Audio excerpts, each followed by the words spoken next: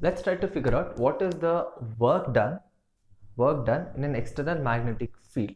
Okay, like you have a bar magnet. Okay, you are placing it in an external magnetic field and you're trying to rotate it. What is the work which is being done? All right, now to rotate the bar magnet, you need to put some kind of force in it, right? See, that is basically rotating the magnet, right? So rotational force is what? Torque. Just now you guys figured it out. So a very small work which is being done, let's call it as dW. So dW, by very small angle you're changing the bar magnet, the position of the bar magnet. So let's call that small change in the angle as d theta.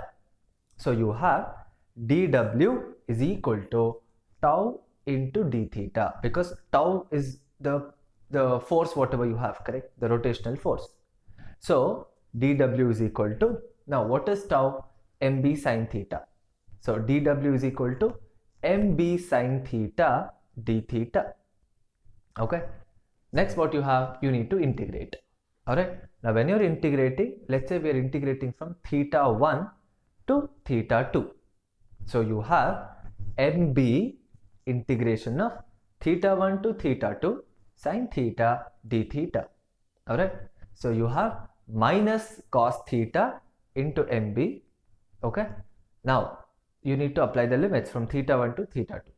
So you end up with minus mb into cos theta 2 minus cos theta 1.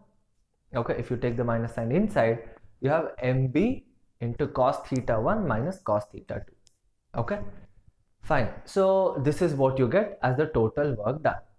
Alright, now this total work done is itself stored as energy in the bar magnet. Okay, the same thing, the potential energy is stored in the bar magnet. Now suppose, let's say initially the magnet was perpendicular, okay, perpendicular, and you're rotating it by some angle theta. Then theta 1 becomes 90 and theta 2 becomes some angle theta. So if you apply that, you will get mb into cos 90 minus cos theta, which ends up with minus mb cos theta.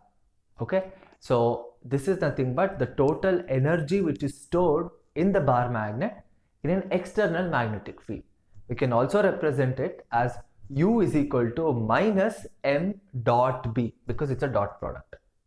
Okay, so this is the formula. So the SI unit becomes joules. Alright, so remember there are three cases: when it is minimum, maximum, and when it is zero. Alright, now the energy becomes maximum when theta is 0. Okay, and energy becomes minimum when theta is 180. When it becomes 90, it becomes 0, because cos 90 becomes 0. Understood? So these are the three special cases for this particular condition.